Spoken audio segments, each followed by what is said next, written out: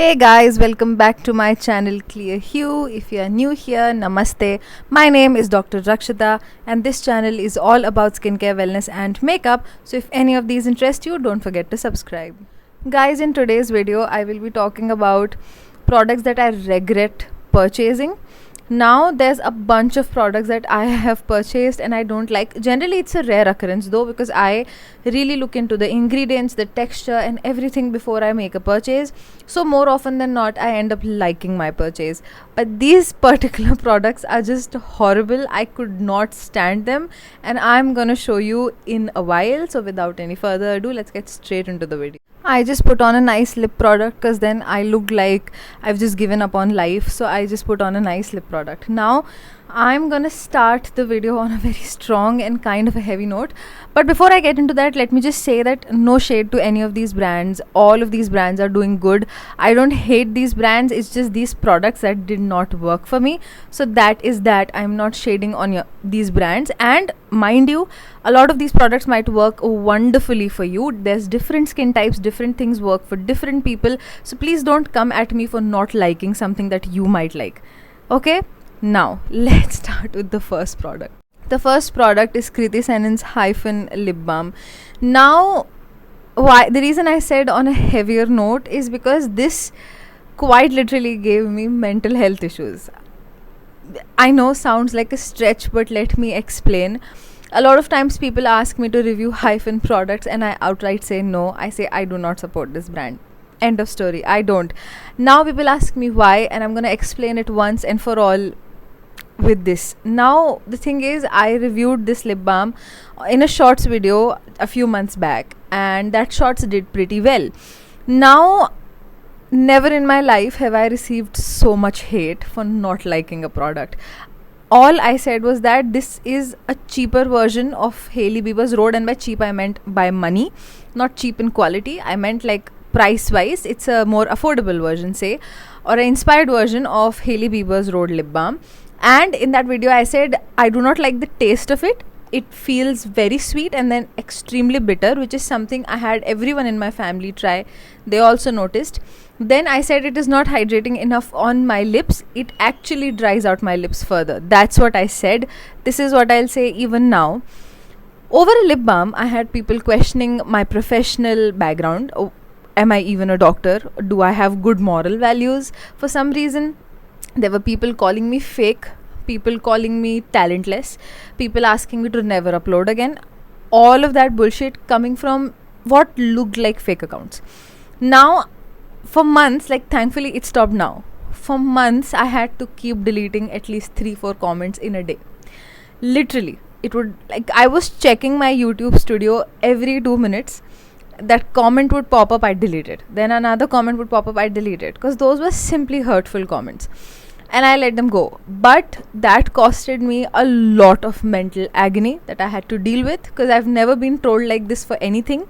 I mean, if I do something really wrong, sure, troll me, but not liking a product is not my fault. And I have not liked a bunch of products from a bunch of brands. I've never received a backlash like that, and I'm convinced that this, like, people are not that attached to a lip balm. Okay, now I am not saying that it is the company's PR people. I am not saying that for legal purposes. I'm not saying that. But there was just a bunch of fake accounts commenting absolute shit about my trash, saying so much horrible things about me as a person, just because I said I didn't like a lip balm. Now I refuse to believe that people are that attached to a lip balm, that it is people giving me that feedback. But I'm not saying it was the company's PR people either. So this is why I refuse to support this brand. This is why I'll never buy another product for them, and this is why this has become one of those purchases that I regret more than anything else. Not for me. Now the next product is from Plum. It's their serum sunscreens. One is their like their tinted sunscreen, and the other one is their, it was about to fall down, and the other one is their plain sunscreen. But both of these are like the same formula. One's just a bit tinted and that tint doesn't even show up. It's just, I don't know why it's tinted. And then there's this one, the plain one. Now I went on to check on their website if they still sell these, and they do. And I was like, of course, most people on the internet whose reviews I saw did not like these. I have never had my face look so greasy with the sunscreen. My face looked like it, I swear it looked like a fried puri that you did not keep on like a tissue or like a newspaper and just straight up served to someone just dripping in oil. I'm not even exaggerating. That's exactly how my face looked. I have a shorts video putting these on, and you can see how horrible my skin looks in those. And it's one of the worst sunscreens I've ever tried. Now, Plum is one company that does amazing skincare, amazing hair care, a lot of amazing things. I actually really like the company. I really like Plum, but sunscreens are not their strongest suit. Recently, they did that Sika sunscreen, the new gen filter sunscreen. I didn't like that either. It left horrible white cast, and there were so many people on the internet doing paid partnerships with Plum where they would show the product and they'd be like, oh my god, such beautiful sunscreen, and I could see the white cast not blending into their skin, and I'm like, okay. But I do not like that sunscreen. I did not like these, and these are one purchase I genuinely regret. I would want to use these on my body, but I feel like these make my body also look greasy, plus they transfer everywhere. Like literally the sunscreen transfers to my clothing. I do not enjoy this at all, and this is another huge purchase I just regret. Staying on the topic of sunscreens, this one by Earth Rhythm is one I just hate. I do not like this. It is their sun serum SPF 50. It is their invisible sun serum. Now the packaging is so cute. I immediately picked it up. See, there must be a lot of people that really like it. Again, it's just another product that did not work for my skin type. I'm extremely oily, acne prone skin type. This made my face look super sweaty, super greasy, and just immediately really dull. I do not enjoy sunscreens like that make you sweat, and this is just another one of those sunscreens. It is literally like an invisible silicone gel, and sunscreens like that I do not enjoy at all, and this was like the worst one of the lot. It just made my face so sweaty, so dull, and just so greasy. I absolutely despised it, and I regret buying it. These Nivea sunscreens are another one of those sunscreens that I just did not like. A lot of people really like this. These are cult favorites for a lot of people, so I can understand if somebody is upset that I said that I didn't like them, but please understand these just didn't work for me. This made my face look more greasy, not as greasy as those two, but a bit greasy, and even the mattifying one did, and it pilled. Like the greasy part I can live with. It didn't make it that greasy also, but it made my, like, it was just pilling so bad on reapplication. Any sunscreen that pills on reapplication is not something I really like. I forgot to get the Gush one. Even that's one sunscreen I do not like.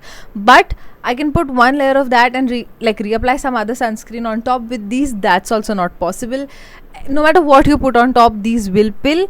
Plus, like I said, made my face greasy as well. So I do regret these, not as much as the other two. This one I can put on my body and call it a day.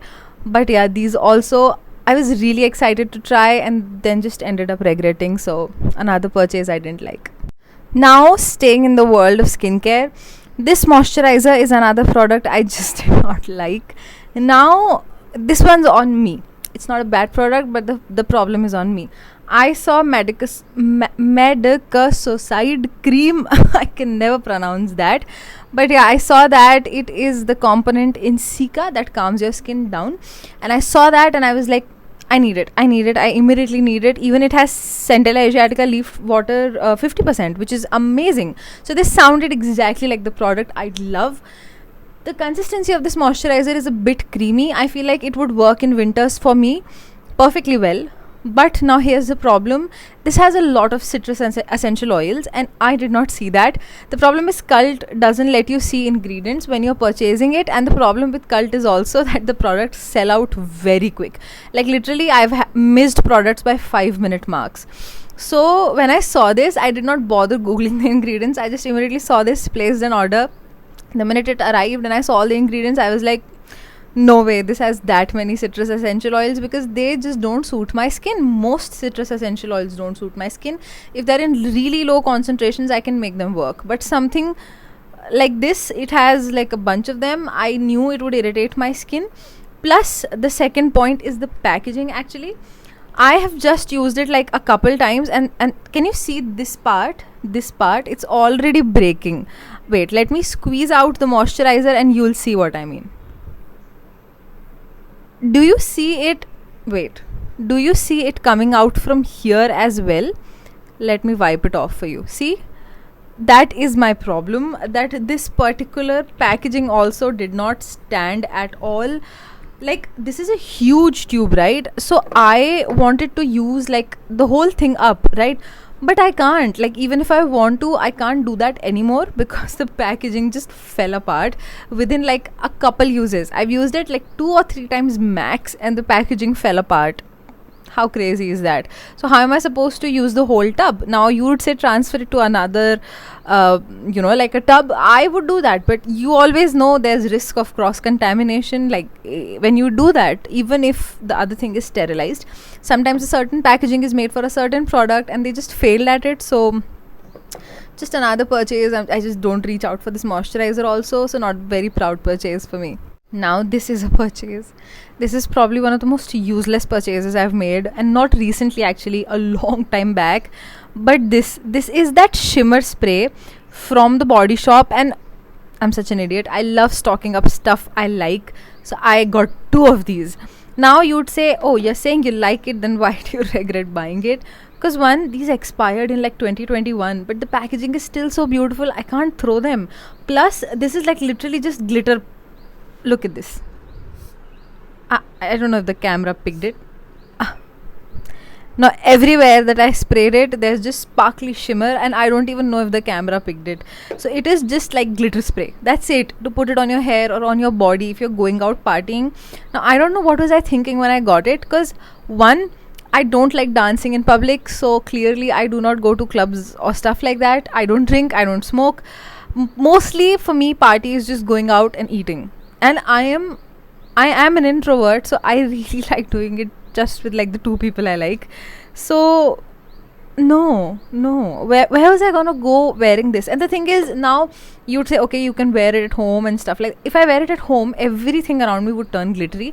And I'm a doctor, so I purchased these so long back for them to expire in 2021. At the time I was doing my MBBS, so in my college I can't wear like shimmery stuff. I can't go to the hospital, take a patient's history and just have like so much glitter on me. That's crazy. So I don't know why I purchased these, and like 2 of them, and these were not cheap. These are pretty expensive. Yeah, this is like 2200 for one. I have 2. What was I thinking? Why did I just waste my, like, I'm pretty sure there was some offer like buy one get one or something, because I would never pick something so expensive like 2. But still, where would I use this? This is probably like the most wasteful purchase I've ever done, and I just regret it big time. The last purchase I ever regret is a very recent one. It is the Sunny's Face. I don't know if wait, let my camera focus. Yeah, it is the Sunny's Face concealer stick, I guess. It's their complexion stick. Now the thing is, everything from this company, especially the lip products, the lip product I'm wearing today is from them. Everything from this company that I have tried lip product wise per se, I've really liked. But this product, again, I'll show you why I don't like it. Let me just tell you the good things. One, it's a very good shade match. Second, the shade match is actually the problem, but color wise, perfect shade match. Second, this particular product is very smooth, blends very nicely, doesn't crease. It's a very beautiful complexion stick. The issue is this is an olive undertone. It feels like another thing that's just my fault, but this is a very clear olive undertone. I don't know if you can like see it that well on camera, but if you see it in person, you can very clearly see just green mixed in with it. Like, even next to my skin, can you see it looks a bit greenish? I don't know, this like up close in person, the minute I opened this, I was like, that is a very strong hue of green mixed into it. And sometimes I use this over like any acne spots or red acne I have, because that green helps, but it's still not the green that cancels out red that well. It is literally olive green because it is an olive undertone. Now in my defense, on the chart for their complexion sticks, they said this is a neutral undertone, not warm, not cool. Now I'm a cooler undertone person. In cooler undertones, they did not have my shade. So most complexion products actually are really warm, which really irritates me, because I'm a cooler undertone. I need a cooler complexion product, and I just don't get it. And I don't use a foundation, so this is one of like a simple complexion stick that I can use as a concealer, helps. So then I saw this is neutral undertone, I immediately picked it up, and this turned out to be olive undertone. Now in the description individually of this product they say it's olive, but I didn't read that. That's where it's my fault. I just saw the chart and picked it up, and now I can't use it because if I put it on, it looks very distinctly green in contrast to my cooler undertones. So that's just another purchase I highly regret. Thankfully I picked this up on a discount, so not full price, but still I just regret it. The next product I genuinely regret is this Kayali perfume. It is their invite only amber.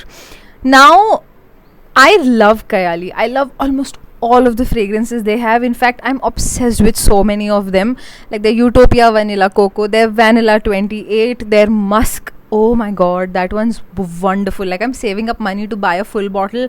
Right now I can't afford it, but you know, I genuinely love so many of Kayali's fragrance, so it was like a no-brainer for me to pick this one up when it launched, because they said that this is it does have like notes of tobacco and all of that, but it was still supposed to be heavy on like those gourmand notes, and that is why I picked this one up.